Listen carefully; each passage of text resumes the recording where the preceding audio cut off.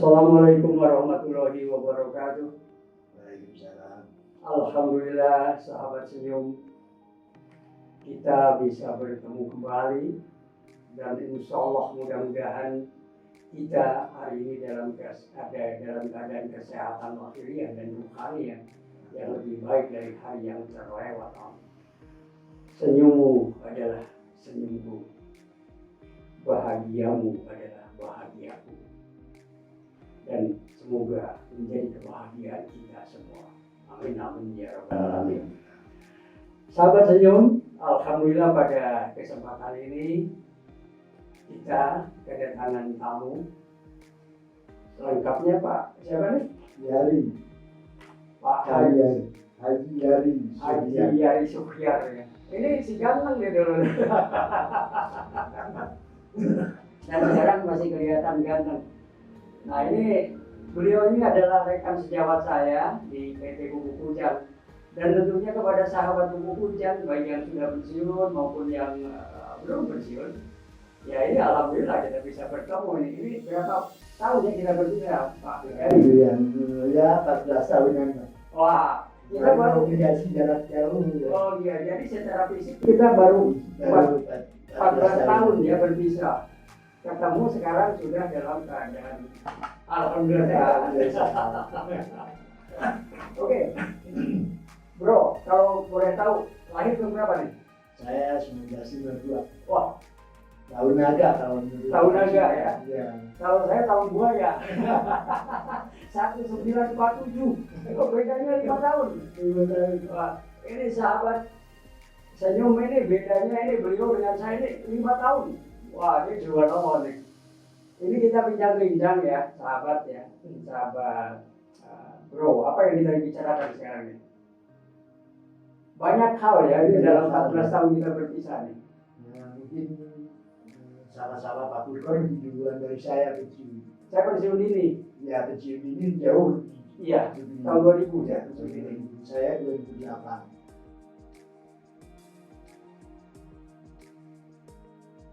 Bukan menggurui kepada teman-teman yang masih aktif di Buku Kujang.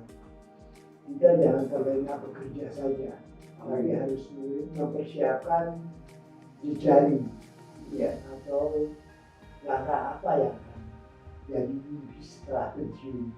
Oke.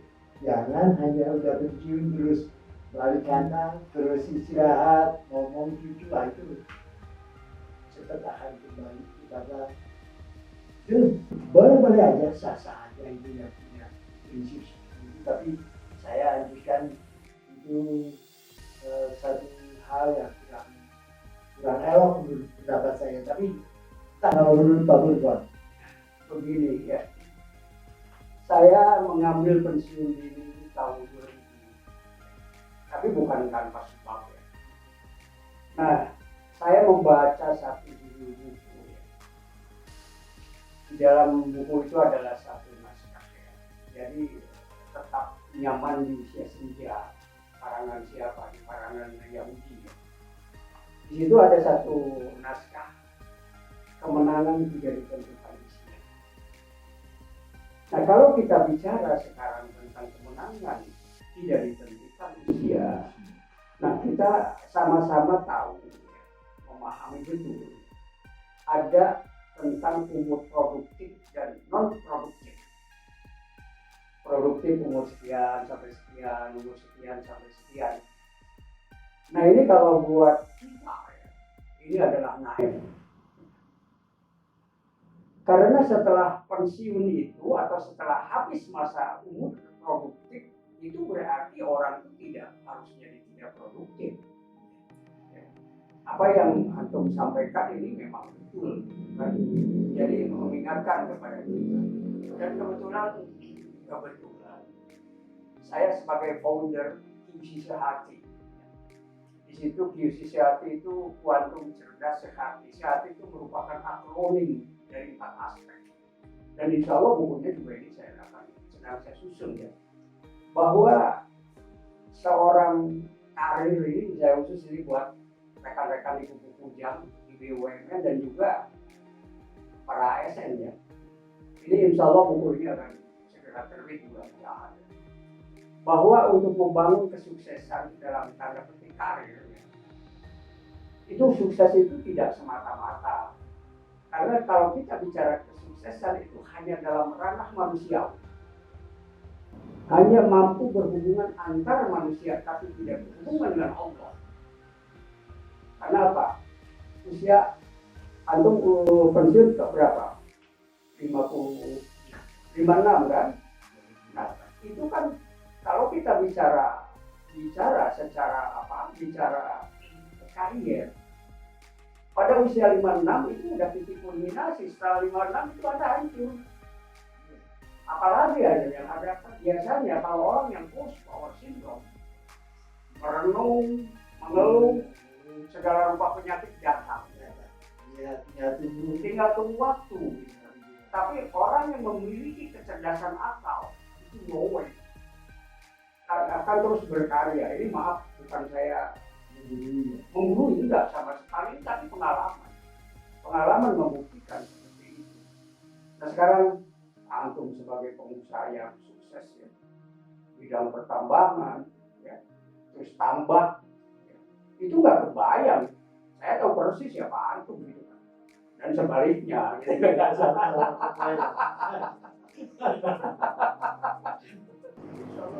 Alhamdulillah nih, Mas Yari, Bu Yari, bro. Dulu ya, bro. Kalau kita dulu suka manggil apa ya? Bro ya. Wah, keren juga.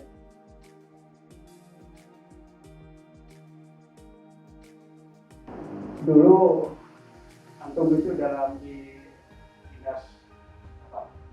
Di pendidikan ya, pendidikan. Kalau saya kan di umum, kan berhubungan dengan kantor. Bayar duit. Lalu ingin setelah keluar dari waktu. Gimana pengalaman yang paling elok di Bujang? Kalau yang paling elok sih banyak sekali ya. Hanya saya terus terang aja ya, bikin dari nol pengalaman. Walaupun sebelum Bujang saya pernah kerja tapi hanya 3 bulan, tidak ada lagi pengalamannya. Begitu masuk ke Bujang, itu sama dengan berubah perilaku, mindset saya, sehingga saya punya basic yang dari berbagai keilmuan. Di satu sisi orang Bujang itu banyak background yang teknologi, terutama ahli IPB. Sisi lain saingannya adalah ahli Universitas Pajajaran. Saya bukan alumni itu, jadi penonton lah. Tapi dari penonton, akhirnya kita juga harus unggul dibanding mereka walaupun dari perguruan tinggi yang lebih baik. Hanya memang ternyata KKN masih berlaku. Iya. KKN masih berlaku. Pak Purbo juga mungkin sama-sama. Tapi saya nggak ngomong KKN ya, cuma nge-off-offin. Ya, sejarah tanpa dirasa itu masih berlaku. Ada IG dan grup ya masih ada gitu. Hanya yang kita jangan mengambil kejelekan mereka atau gaya mereka. Kita mengambil introspeksi diri. Memang faktanya kita hanya dilahirkan, diberikan satu kemampuan seperti ini. Harus bisa kesana kemari lah. Apakah itu di grup keuangan, ekonomi, dan di grup teknologi. Sepanjang kita bisa bergaul, bisa bersilaturahmi, dan bisa memberikan kontribusi sekecil apapun, mungkin mereka akan menghargai. Walaupun saya tidak berkarir sampai direktur, tapi bukan berarti tidak ada apa-apanya. Kalau kurang kualitas, mungkin itu ridho Allah diberikan amanah. Mungkin ada kekurangan, termasuk Pak Purkon dan saya. Pak Purkon saya akui ada keilmuan yang begitu tinggi waktu dulu di Bujang sendiri. Hanya orang melihatnya adalah dari sisi kejelekannya, bukan dari sisi positifnya. Demikian pula orang lain, terutama pejabat Bujang yang saat itu lagi manggung, mungkin melihat saya itu, lu so tau lah, so pinter lah, bisa seperti itu. Tapi di balik itu saya tetap belajar dan belajar. Ujungnya saya dengan pergaulan dan belajar dari belajar, termasuk Papua kalau saya lihat, kita masih eksis setelah pensiun dibanding teman-teman yang sudah pensiun terus akhirnya tuh tenggelam. Barangkali itu satu pandangan untuk rekan-rekan yang masih punya jabatan atau masih memegang amanah.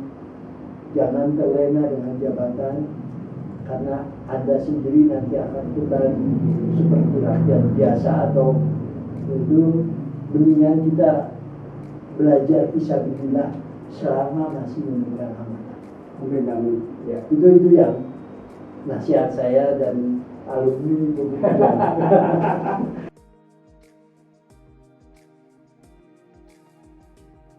Terus ada sisi lain ya memang betul kita harus mengakui, agak naif lah kalau kita melihat. Kalau saya katakan mungkin lebih, Pupuk Ujang buat saya itu adalah satu universitas, satu universitas. Cakra dibuka. Wah, saya ingat itu kan Pak Oma itu guru saya. Betul. Iyas guru saya, Maman Sukiman guru saya, Pak guru saya, Guru Rasa ya. Aas Asikiri Idat itu semua guru saya gitu kan. Oh ini subhanallah. Tapi ada satu yang saya sering merenungnya. Namanya subhanallah.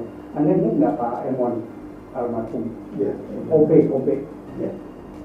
Dia, waduh subhanallah itu kan seorang OB. Wah, cari diri. Kenapa? Maaf ya, Anda rumah sekarang punya mobil, jabatan dulu anak buah banyak. Kita sama kan? Ya. Emon anak buah punya nggak? Anak buah tidak langsung yang punya. Tidak ada, Emon tidak punya anak buah. Mobil Emon nggak punya. Rumah kecil, tapi dia bisa istiqomah dalam ibadah, dia bisa melaksanakan haji. Nah, Anda tahu sendirilah siapa Ahmad Furqan, seorang temperamental. Berapa kali saya ngegebrak meja direksi, meja bos, saya tendang mejanya sampai amburadul. Saya tendang begitu jarang diujar, nggak ada lagi. Nggak ada. Saya tendang kaca pintu itu di CO itu yang segitu gedenya saya tendang, saya tendang. Tapi alhamdulillah selamat terus. Ada sesuatu. Doa ibu. Dan kalau saya tidak menjadi direksi, tidak menjadi apa-apa di Kujang, saya sadar diri. Saya menekuni dunia malam dan seterusnya. Hanya satu aja yang nggak saya lakukan, judi. Alhamdulillah. Kalau mobil, kalau minum ya, mobil saya habis 2, itu masuk gorong-gorong. Untuk anak muda, adegan ini jangan ditiru. Masih penting kalau ada umur diberikan kesempatan untuk tobat. Kalau enggak, lewatlah. karena begini, ada satu hadis nih. Hadis termujib. Rasul bersabda, aku punya waktu yang khusus di mana di dalamnya aku tidak bisa masuk kecuali Tuhanku. Waktu yang khusus adalah future. Anda tahu nggak ini hari kita akan ketemu? Tapi sudah tertulis di Lauhul Mahfuz. By the way, kematian kapan akan datang, termasuk buat Anda semua. Kita masih beruntung diberikan kesempatan untuk tobat, khususnya Ahmad Furqan. Kembali saya disesat di jam 2 malam, saya berdoa kepada Allah. Dan itu gelas whisky yang terakhir barangkali entah keberapa. Saya melihat di situ ada itu gelas kristal tersinari oleh gelap-gelipnya lampu diskotik malam itu, pagi itu. Lalu di situ nampak seberkas cahaya. Ya Allah, saya ini orang kampung, saya ini orang Tasik, saya ini orang Garut. Kalau saya pulang ke Tasik, ke Garut itu ke pesantren. Dan ibuku itu ahli ngaji, bapakku itu biarpun dia tentara, tadi disebut tentara kiai. Tapi aku kenapa ini begini ya Allah. Itu di gelas itu kayak TV. Semua muncul. anak, istri, dan astagfirullah. Aduh, aku berdoa lagi. Allahumma inni as'aluka fi'lal khairat wa tarkal munkarat wa hubal masakini wa antal firoli wa tarhamani. Lalu di situ rasanya kita itu di dalam hati yang paling dalam sirullah ya. Aku merenung dan aku menangis saja. Dan aku berdoa kepada Allah. Itulah hidayah dari Allah. Ya Allah, hamba sadar apa yang minum ini hamba ini adalah dosa. Dan dosa itu adalah bukan muhrimku, ya Allah. Aku ingin kembali, ya Allah. Aku ingin kembali kepadamu, kepada jati imanku, ya Allah. Dan wahai Engkau, ya Allah, yang Maha Kuasa, membolak-balikan hati manusia dari baik ke buruk, dari buruk ke baik. Kembalikan hamba dengan jalanmu dan dengan cara apapun. 96, 97, 98 saya kena kanker. November tanggal 12. Di situ baru dalam ketidakberdayaan. La ilaha illa anta subhanaka inni kuntu minadz zalimin. Aku harus kembali kepadamu. Terima kasih ya Allah dengan ujianmu, dengan kasih sayangmu. Dan dari 98 saya mencoba untuk membangun hidup ini. Saya mencoba untuk merubah doktrin hidup. Inilah barangkali, dan sekarang hadiah buat saya sendiri. Saya bukan ustaz, saya bukan penulis, saya bukan apa-apa, tapi ingin menjadi apa-apa. Barangkali fakultus tagfiru rabbakum innahu kana ghafar. Aku begitu banyak dosa, tapi insya Allah aku ada kerinduan untuk bertemu dengan Allah. Antum punya anak, seandainya anak siapapun burau, merusak dan lain sebagainya, hidupnya amburadul, lalu pergi dari rumah dan kembali ke rumah menemui orang tuanya, kira-kira apa yang akan dilakukan? Diterima. Sama juga. Apalagi Allah, ada 3 aspek yang akan kita bawa. Di situ ada hadis mengatakan bahwa akan 3 perkara yang akan dibawa oleh Bani Adam. Pertama adalah ilmu yang bermanfaat. Kedua, sedekah jariyah. Dan ketiga, doa anak yang soleh. Di sini menunjukkan ada hak prerogatif. 1, 2 adalah hak prerogatif kita. Ilmu yang bermanfaat, silakan Anda bangun sendiri. Yang kedua, sedekah jariyah. Itu juga. Yang ketiga, wal mu'aqlam bisawab, doa anak yang soleh. Kita cuma berharap anak kita soleh. Ya. Pada ujung-ujungnya bisa soleh, bisa tidak. Wal mu'aqlam bisawab. Tapi yang 2 ini kita bisa. Harus gitu ya. All out. Ya. Coba kita cermati juga roda 11. Innallaha ya'muru mabi qaumin hatta yughayyiru mabi anfusihim. Allah tidak akan mengubah nasib seseorang itu sendiri tidak itu. Pertanyaan saya, Anda memilih kaya, memilih bahagia? Milih bahagia. Jadi kekayaan itu adalah merupakan bagi seorang yang berakal itu membuahkan resonansi dari kekayaan yang kita miliki. Dengan kaya kita bisa bersedekah, bisa berinfak, ya, bisa berbagi bahagia dengan yang lain. Itu kan kepuasan tersendiri. Namun satu hal lagi, banyak orang kaya, hartanya berlimpah, tapi tidak bahagia. punya banyak kekuasaan, tapi tidak serta-merta dia dapat kenikmatan. Namun ada mereka yang mendapatkan kenikmatan sekaligus kekayaan di dalam hatinya, dan itulah nikmatnya ketaatan. Mudah-mudahan kita seperti itu. Amin. Ya.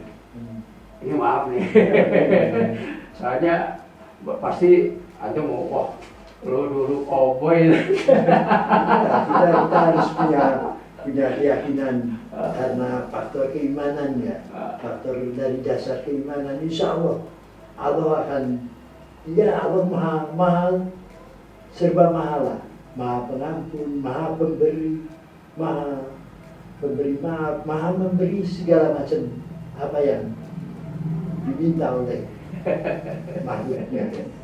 Jadi itu tidak mustahil. Kalau saya justru orang yang baik-baik terus ingin mengharapkan itu wajar-wajar aja. Tapi belum tentu kalau di hadapan Allah Amin. ada yang terbaik. Amin. Mudah-mudahan innama akramakum indallahi atqakum. Ini mudah-mudahan. Tapi ini memang sulit aja. Yang paling saya takutkan adalah ria dalam hidup ini. Betul. Wah, itu yang paling berat. Paling berat menghadapi itu. Ya, kita harus bisa, kalau misalnya sedekah pun harus bisa tidak kelihatan Amin. oleh orang. Terus ngomong-ngomong di Kujang dulu, ini anekdota aja ya. Kita ngomong serius banget ya dari tadi.